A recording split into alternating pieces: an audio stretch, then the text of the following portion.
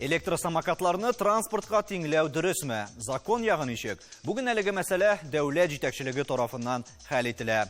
Электросамокатларның язмышы нинди булыр? Без бүген онлайн режимда эшлибез, кунакларыбыз Skype аша элемтәдә. Хәерле кич, исәнмесез, эфирда Таяны нуктасы тапшыруы, студияда Алмаз Гафиятов. Хәерле кич, мөхтәрәм кунаклар. Соңгы вакытта бу күпләрне борчый торган сораудыр инде һәм актуаль мәсьәләләрнең берсе. Шул исәптән масса күләм мәгълүмат чараларында да инде әлеге теманы еш куптаралар, комментарийларда нәкъ әлеге темага иң күп килеп ирешәләр. Илназ әфәнде, димәк, без бүген шундый сорауга җавап бирергә тиеш булачакбыз. Электросамокатларны ничек итеп кабул итәргә? Ул транспортмы, әллә инде җәяүлеләрнең йөрү чарасымы?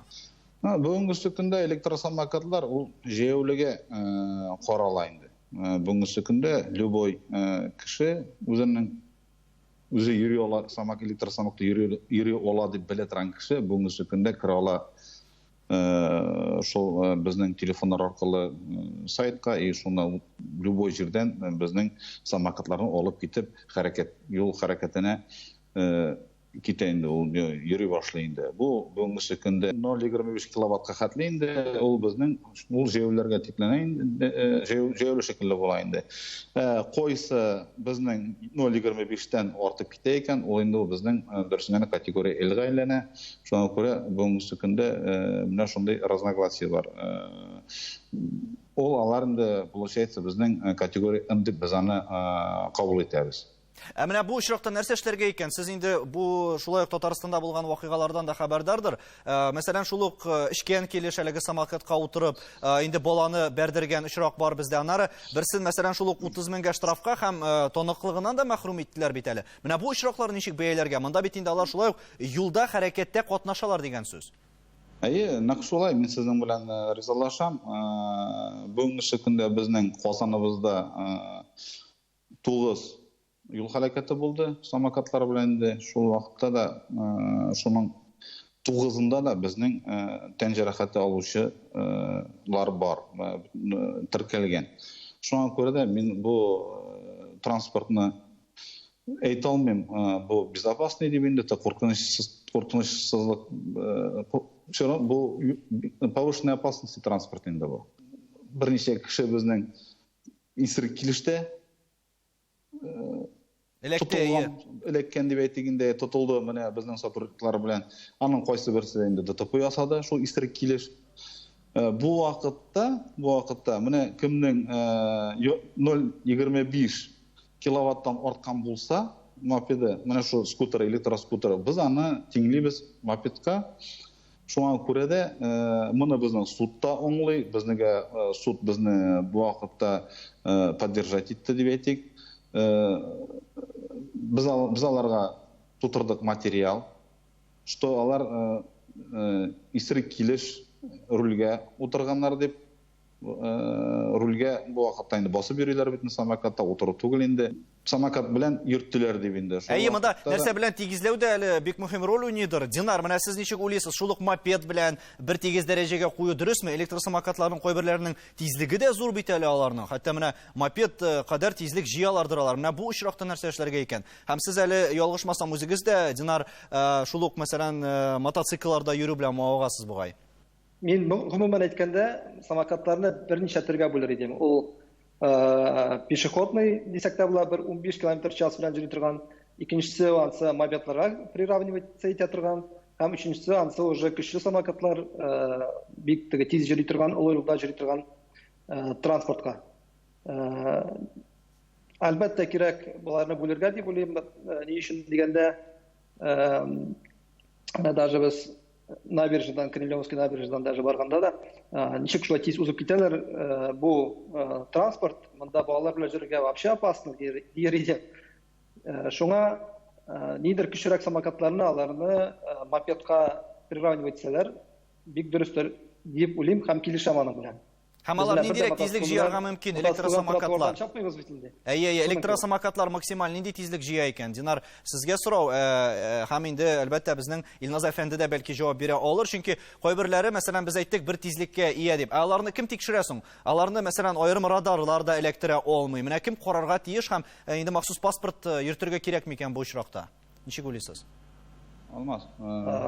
Мен нәрсе белесім келе, мына қойбір самокатлар 60 км/сағат хәтле тезлікні жия бүгінгі күнде.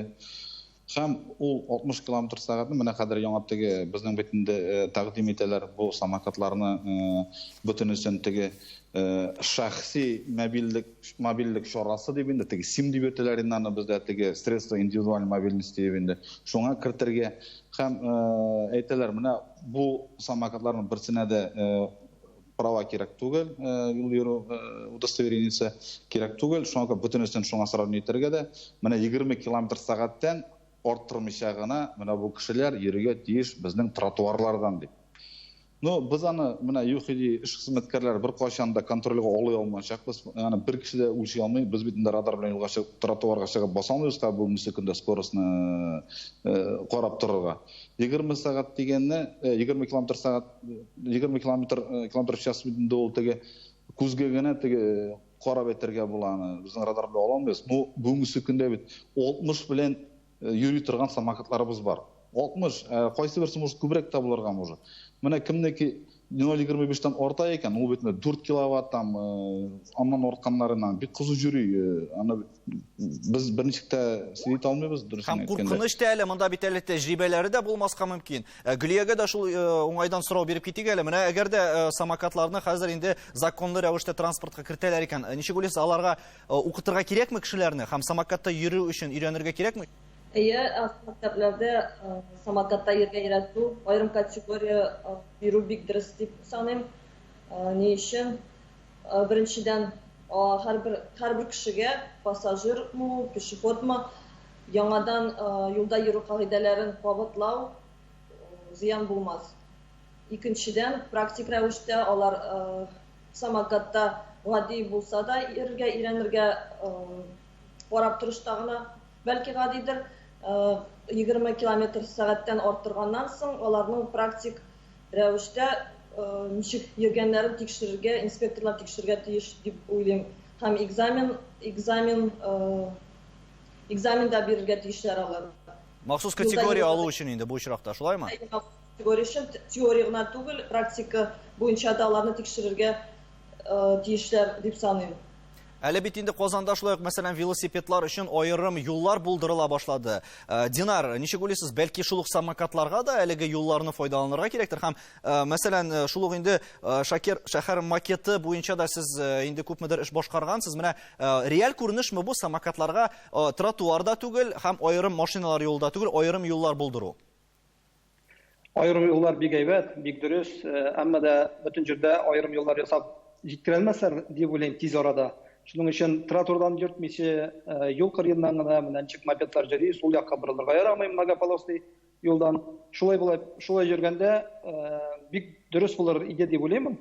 Чөнки менә бу 20 км/час белән барганда да ул тротуардан ул туктап җитшәндәй берничек аңа ниндидер бала килеп чыкса каршысына и так далее. Вот, менә без моңа хәтле сөйләгән сүз буенча аерым ниндидер права йөртергә алу тоже дөрес түгелдер дип уйлыйм. Ни өчен дигәндә, бу тагын ниндидер преграда булачак, ниндидер тагын ниндидер акча чыгару булачак, әлбәттә. Шуңа булган категорияларга безнең велосипед, мопед, мотоцикл шул категорияларга бүлсәләр, ул дөресрәк булыр дип уйлыйм мин үземчә. Илназ әфәнде, менә бүген әгәр дә электросамокатта йөриләр икән, аны бит әле прокатка да алалар, мәсәлән, ул бит инде һәр кешенең әле өендә булмаска да мөмкин. Менә нинди киңәшләрне тутырга кирәк? Менә кайдан йөрергә ярый, кайдан ярамый бүген? Әлбәттә инде аңлашыла, монда бары тик инде спиртлы эчемлек кулланмый торган кешеләр генә әлеге самокатны йөртергә тиештер һәм тизлекне күпмедән арттырырга ярамый аларга. Менә хәзерге вакытка әле законнар үзгәргәнче дип әйтик. Монда бит сразу әйтәсем килә, нәрсә буенча бүгенге секундә любой кеше утырып китә ала. Потому что ул действительно прокат бөтен җирдә. Шул прокат булган вакытта аны әтиәниләр үзләренең балаларын алып бирәләр, үзләре шуннан ук алалар и шәһәр буенча йөриләр. Менә бүгенге Казанда, Казан шәһәрендә бик актуальный тема ул. Менә бөтен килгән кунаклар да шул самокатлар белән йөри. Әтиәниләр дә балаларына да алып бирәләр. и түрлі скоростьпен жүрген. Мында бит бүгінгі күндә без бит инде йөрибез паркларда, йөрибез тротуарларда. Ул теге гомуми юлга чыгарга тиеш түгел бүгінгі көндә. Шуңа күрә дә һәрбер кешегә менә безнең Казанда бүгінгі көндә 10,000 самокат кына бирелә прокатка. Ул бик күп сон. Зур сон дөрестән дә. Бик күп сон. Әле ул бу прокат кына. Ничә кешеләр үзенә ул техниканы алган.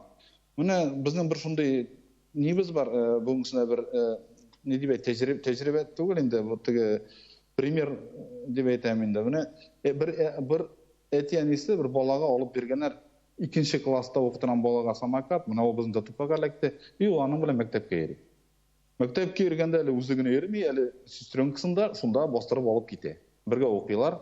Дөрес түгел. Менә сеңлекәше белән бергә шул бер самокатта йөриләр. Алла сакмады, ул да тапада теге бик каты җәрәхәт алмадылар. Шуңа күрә дә теге курку һәм монда шул стадионы белән генә тырмалган җир белән. Монда димәк әле әтиәниләр дә беренче чиратта уйларга тиеш икән бит бу очракта. Именно мин шуны әйтәсем килә. Менә әтиәниләр алып биргәндә шул самокатларны алар уйларга тиеш. Ничек бала китер, ничек кайтыр дип.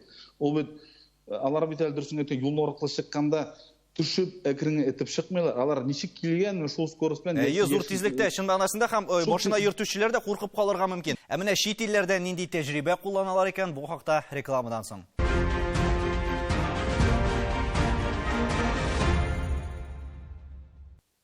Татарстан Яңасыр телеканалында Тояны нокта тапшыру без бүген самокатлар, аерым алганда электр самокатлар бүген транспортка тиңләргәме юкмы дигән сорауга җавап эзлибез һәм рекламага киткәнче инде күпмедер дәрәҗәдә сөйләшә башлаган идек. Ләкин шулай да чит ил мисалларына тукталып китик әле. Чит илдә хәлләр ничегрәк икән? Мәсәлән, Австриядә самокат велосипедка тиң. Швециядә һәм Германиядә самокат көче сез әйткәнчә 25 ваттан һәм тизлеге 20 км/сәгатьтән артса йөрергә ярамый.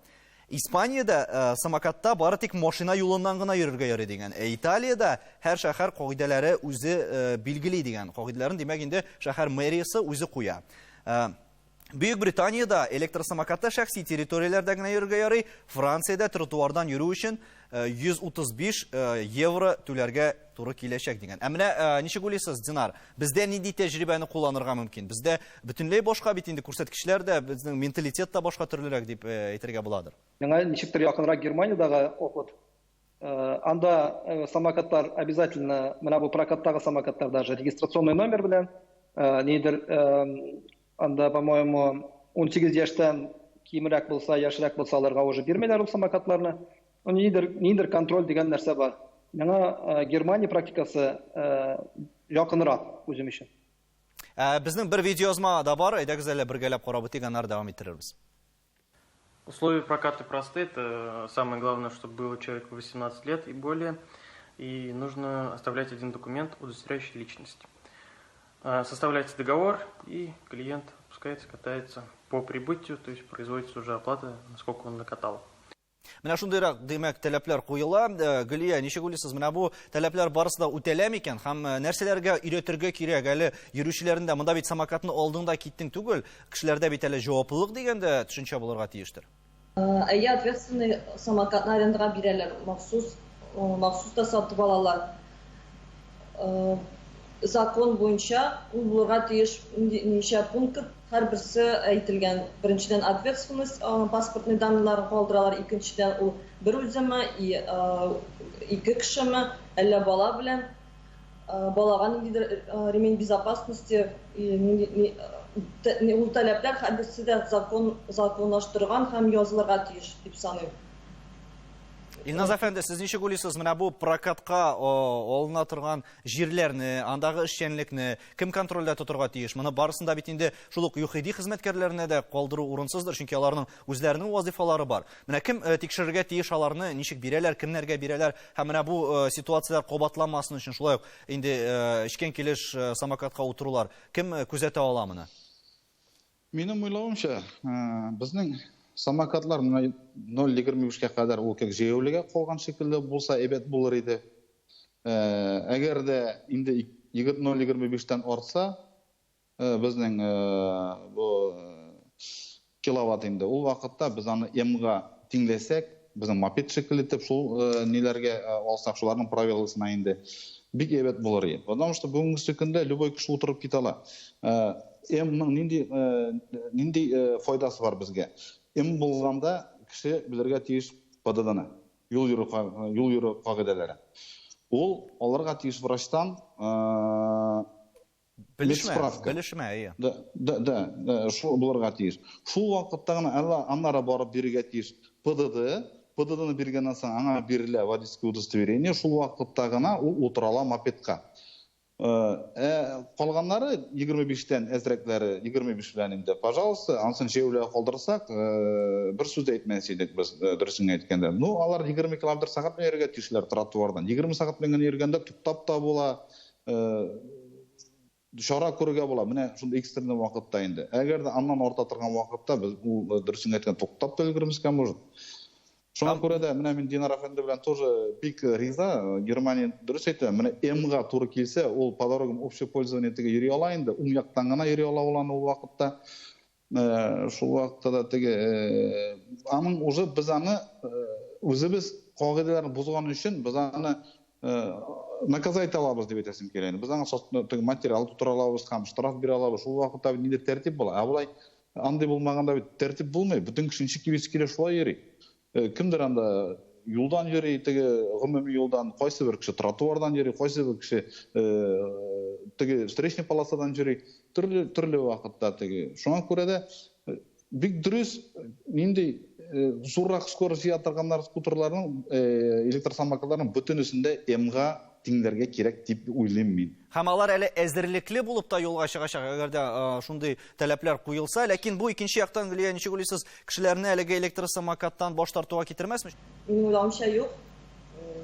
Әгәр дә кешенең теләге бар икән, ул этап буенча бердә автобус медосмотрда, юл йөрү кагыйдәләрендә алар шулай өйрәнеп белгән кеше кабатлый да, яңадан килә дә, экзамен бирә дә. Инде куркмыйча һәм ул бит әле үзе генә түгел, башка кешеләр өчен дә җавап бирә. Шуның өчен минем уйлавымча юк. Һәм даими рәвештә йөрүчеләр дә бәлки уйлана башлар. Динар, ничек уйлыйсыз, менә бу бәлки аерым система булдырыргадыр. Монда, мәсәлән, шул ук электросамокатта йөрүчеләрне әзерләү буенча. Ничек уйлыйсыз, менә бу М категориясын бирү дөресме? Бу үзеңнең мопедта жүргәндә дигәндә, үзеңнең самокатта жүргәндә дөрес дип уйлыйм. Әмма нидер прокатта булганда, аңа нидер шлем кирәк булачак. Тагын менә мин набережная килеп, шлем белән күтәреп килмәйм бит аны. Шулай бит. Шуның өчен нидер ограничениялар куйсалар, менә шул 20 хәтлеме, 15 хәтлеме, һәм бу самокатларда йөрергә яраса, как юлда йөргән кебек, җыяу йөргән кебек, ансы дөресрәк булыр, наверное. Потому что М-га приравнивать мин прокатта, миңа кыен булачак ул. Ничектер мин эшләткәндә я йөрим, яки такси белән йөрим, и ул бизнеска тагын начар булачак. Әле уже булган бизнеска хәзерге көндә. Һәм соңгы арада бит әле популярлаша башлады.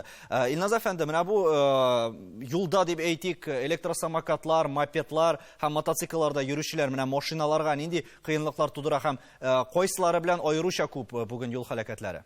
Безнең менә шулай дип менә камачаулык тудырачак, теге аренда бирүгә буенча дип инде, теге прокатка дип.